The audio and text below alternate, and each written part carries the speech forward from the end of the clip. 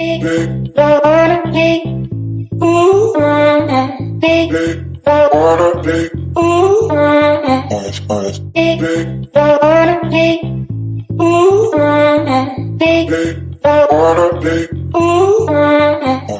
Futility of Schooling by Ivan Illich, a collective reading. To provide every citizen in the United States with a level of schooling now enjoyed by the well-off one-third would require the addition of $40 billion per year to the present cost of elementary and secondary education in the United States, which is about $37 billion. This sum exceeds the present expenditure for the war in Vietnam. Evidently, the United States is too poor to provide compensatory education on this scale. And yet, it is politically inexpedient and intellectually disreputable to question the elusive goal of providing equal educational opportunities for all citizens just by giving them access to an equal number of years in school.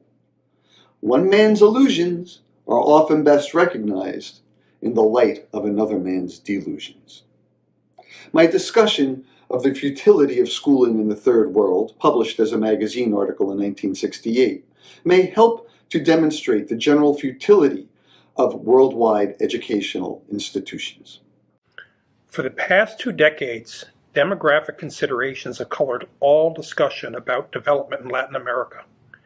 In 1950, some 200 million people occupied the area extending from Mexico to Chile. Of these, 120 million lived directly or indirectly on primitive agriculture. Assuming both effective population controls and the most favorable possible results from programs aimed at the increase of agriculture, by 1985, 40 million people will produce most of the food for a total population of 360 million. The remaining 320 million will either be marginal to the economy or will have to be incorporated somehow into urban living and industrial production. During these same past 20 years, both Latin American governments and foreign technical assistance agencies have come to rely increasingly on the capacity of grammar, trade, and high schools to lead the non-rural majority out of its marginality in shantytowns and subsistence farms into the type of factory, market, and public forums which correspond to modern technology. It was assumed that schooling will eventually produce a broad middle class with values resembling those of highly industrialized nations, despite the economy of continuous scarcity. Accumulating evidence now indicates that schooling does not and cannot produce the expected results. Some years ago, the governments of the Americas joined in the Alliance for Progress, which has in practice served mainly the progress of the middle class in the Latin nations. In most countries, the alliance has encouraged the replacement of a closed, feudal, hereditary elite by one which is supposedly meritocratic and open to the few who manage to finish schools. Concomitantly, the urban service proletariat has grown at several times the rate of the traditional landless rural mass and has replaced it in importance. The marginal majority and the schooled minority grow ever further apart. One old feudal society has brought forth two classes, separate and unequal. This development has led to educational research focused on the improvement of the learning process in schools and on the adaptations of schools themselves to the special circumstances prevailing in underdeveloped societies. But logic would seem to require that we do not stop with an effort to improve schools. Rather, that we question the assumption on which the school system itself is based. We must not exclude the possibility that the emerging nations cannot be schooled, that schooling is not a viable answer to their need for universal education. Perhaps this type of insight is needed to clear the way for a futuristic scenario in which schools as we know them today would disappear.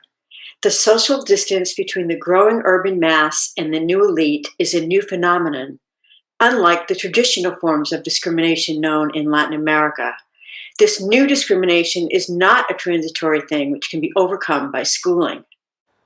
On the contrary, I submit that one of the reasons for the awakening frustration in the majorities is the progressive acceptance of the liberal myth, the assumption that schooling is an assurance of social integration, the solidarity of all citizens based on their common graduation from school has been an inalienable part of the modern Western self-image. Colonization has not succeeded in implanting this myth equally in all countries, but everywhere schooling has become the prerequisite for membership in a managerial middle class. The constitutional history of Latin America since its independence has made the masses of this continent particularly susceptible to the conviction that all citizens have a right to enter and therefore have some possibility of entering their society through the door of a school. More than elsewhere, in Latin America, the teacher as missionary for the school gospel has found adherents at the grassroots. Only a few years ago, many of us were happy when finally the Latin American school system was singled out as the area of privileged investment for international assistance funds. In fact, during the past years, both national budgets and private investment have been stimulated to increase educational allocation. A second look reveals that this school system has built a narrow bridge across a widening social gap. As the only legitimate passage to the middle class, the school restricts all unconventional crossings and leaves the underachiever to bear the blame for his marginality. This statement is difficult for Americans to understand. In the United States, the 19th century persuasion that free schooling ensures all citizens equality in the economy and effective participation in society survives. It is by no means certain that the result of schooling ever measure up to this expectation. But the school certainly played a more prominent role in this process some 100 years ago. In the United States of the mid-19th century, 6 years of schooling frequently made a young man the educational superior of his book. In a society largely dominated by on-school achievers, the Little Red Schoolhouse was an effective road to social equality. A few years in school for all brought most extremes together. Those who achieved power and money without schooling had to accept a degree of equality with those who achieved literacy and did not strike it rich. Computers, television, and airplanes have changed this. Today in Latin America, in the midst of modern technology, 3 times as many years of schooling and 20 times as much money as was then spent on grammar schools will not produce the same social. The dropout from the 6th grade is unable to find a job even as a punch card operator or a railroad hand. Contemporary Latin America needs school systems no more than it needs railroad tracks. Both, spanning continents, serve to speed the now rich and established nations into the industrial age. Both, if now handled with care, are harmless heirlooms from the Victorian period, but neither is relevant to countries emerging from primitive agriculture directly into the jet age. Latin America cannot afford to maintain outmoded social institutions amid modern technological processes. By school, of course, I do not mean all organized formal education. I use the term school and schooling here to designate a form of childcare and a rite de passage which we take for granted. We forget that this institution and the corresponding creed appeared on the scene only with the growth of the industrial state. Comprehensive schooling today involves year-round, obligatory, and universal classroom attendance in small groups for several hours each day. It is imposed on all citizens for a period of 10 to 18 years. School divides life into 2 segments, which are increasingly of comparable length. As much as anything else, schooling implies custodial care for persons who are declared undesirable elsewhere by the simple fact that a school has been built to serve them. The school is supposed to take the excess population from the street, the family, or the labor force. Teachers are given the power to invent new criteria according to which new segments of the population may be committed to a school. This restraint on healthy, productive, and potentially independent human beings is performed by schools with an economy which only labor camps could rival. Schooling also involves a process of accepted ritual certification for all members of a schooled society. Schools select those who are bound to succeed and send them on their way with a patch marking them fit. Once universal schooling has been accepted as the hallmark for the members of a society, fitness is measured by the amount of time and money spent on formal education in youth, rather than the ability acquired independently from an accredited curriculum. A first important step toward radical educational reform in Latin America will be taken when the educational system of the United States is accepted for what it is: a recent, imaginative, social invention perfected since World War II and historically rooted in the American frontier. The creation of the all-pervasive school establishment, tied into industry, government, and military, is an invention no less original than the guild-centered apprenticeship of the Middle Ages, or the Doctrina de los Indios, and the reduction of Spanish missionaries in Mexico and Paraguay, respectively, or the Lycée and Los Condes Écoles in France. Each one of these systems was produced by its society to give stability to an achievement. Each has been heavily pervaded by ritual to which society bowed. And each has been rationalized into an all-embracing persuasion, religion, or ideology. The United States is not the first nation that has been willing to pay a high price to have its educational system exported by missionaries to all corners of the world. The colonization of Latin America by the Catechism is certainly a noteworthy precedent. It is difficult now to challenge the school as a system because we are so used to it. Our industrial categories tend to define results as products of specialized institutions and instruments. Armies produce defense for countries. Churches produce salvation in an afterlife.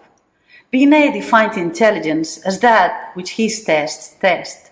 Why not then conceive of education as the product of schools? Once this tag has been accepted, and school education gives the impression of something spurious, illegitimate, and certainly unaccredited. For some generations, education has been based on massive schooling, just as security was based on massive retaliation, and at least in the United States, transportation on the family car. The United States, because it industrialized earlier, is rich enough to afford the schools, the Strategic Air Command, and the car, no matter what the toll. Most nations of the world are not that rich. They behave, however, as if they were. The examples of nations which made it leads Brazilians to pursue the ideal of the family car, just for a few. It compels Peruvians to squander on Mirage bombers, just for a show. And it drives every government in Latin America to spend up to 2/5 of its total budget on schools, and to do so unchallenged. Let us insist for a moment on this analogy between the school system and the system of transportation based on the family car. Ownership of a car is now rapidly becoming the ideal in Latin America, at least among those who have a voice in formulating national goals. During the last 20 years, roads, parking facilities, and services for private automobiles have been immensely improved. These improvements benefit overwhelmingly those who have their own cars, that is, a tiny percentage. The bias of the budget allocated for transportation thus discriminates against the best transportation for the greatest number. And the huge capital investments in this area ensure that this bias is here to stay.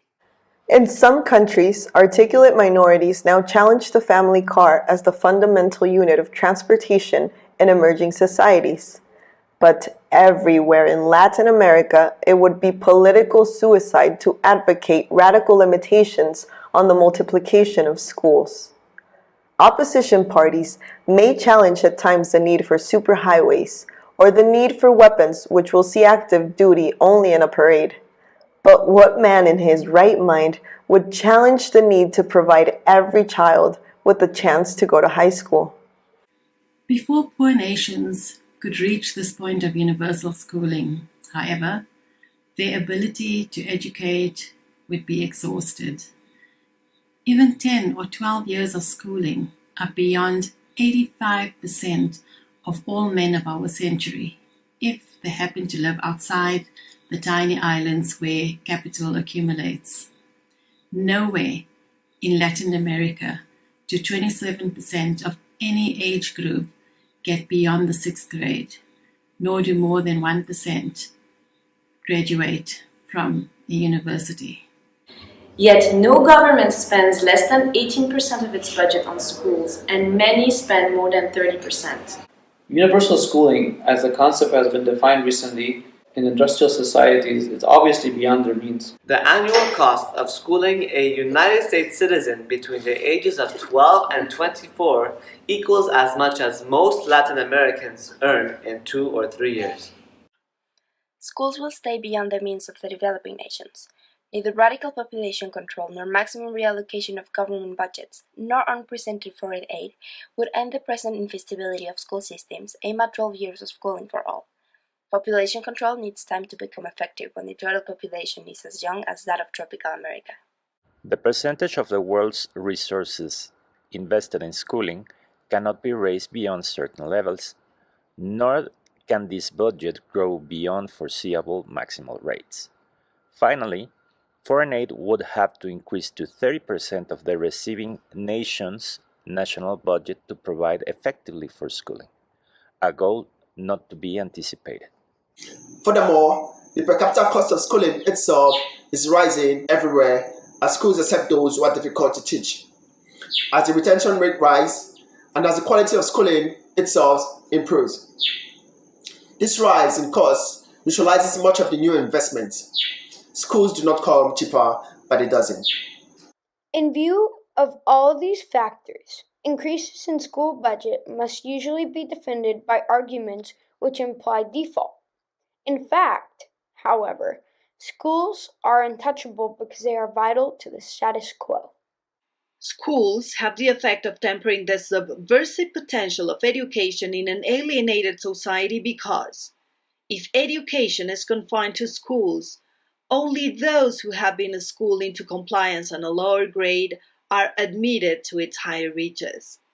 In capital-starved societies not rich enough to purchase unlimited schooling, the majority is schooled not only into compliance, but also into subservience. Since Latin American constitutions were written with an eye on the United States, the ideal of universal schooling was a creative utopia. It was a condition necessary to create the Latin American 19th century bourgeoisie. Without the pretense that every citizen has the right to go to school, the liberal bourgeoisie could never have developed. Neither could the middle-class masses of the present-day Europe, the United States, and Russia, nor the managerial middle elite of their cultural colonies in South America.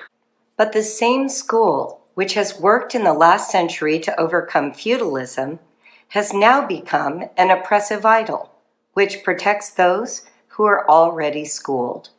Schools grade, and therefore they degrade. They make the degraded accept his own submission. Social seniority is bestowed according to the level of schooling achieved. Everywhere in Latin America, more money for schools means more privilege for a few at the cost of most. And this patronage of an elite is explained as a political ideal. This ideal is written into laws, which state the patently impossible: equal scholastic opportunities for all. The number of satisfied clients who graduate from schools every year is much smaller than the number of frustrated dropouts who are conveniently graded by their failure for use in a marginal labor pool. The resulting steep educational pyramid defines a rationale for the corresponding levels of social status. The move from the farm to the city in Latin America still frequently means a move from a world where status is explained as a result of inheritance into a world where it is explained as a result of schooling. Schools allow a head start to be rationalized as an achievement. They give to privilege not only the appearance of equality, but also of generosity. Should somebody who missed out on early schooling be dissatisfied with the status he holds, he can always be referred to a night school or trade school. If he does not take advantage of such recognized remedies, his exclusion from privilege can be explained as his own fault. Schools temper the frustration they provoke. The school system also inculcates its own universal acceptance. Some schooling is not necessarily more education than none. especially in a country where every year a few more people can get all the schooling they want, when most people never complete the 6th grade. But much less than 6 years seems to be more than sufficient to inculcate in the child the acceptance of the ideology that comes with the school grade. The child learns only about the superior status and unquestioned authority of those who have more schooling than he does. Any discussions of radical alternatives to school-centered formal education upsets our notions of society. No matter how inefficient schools are in educating the majority, no matter how effective schools are in limiting the access to the elite, no matter how liberally schools shower their non-educational benefits on the members of this elite, schools do increase the national income. They qualify their graduates for more economic production. In an economy on the lower rungs of development towards United States-type industrialization, a school graduate is enormously more productive than a dropout. Schools are part and parcel of a society in which a minority is on the way to becoming so productive that the majority must be schooled into disciplined consumption. Schooling, therefore, under the best circumstances, helps to divide society into two groups.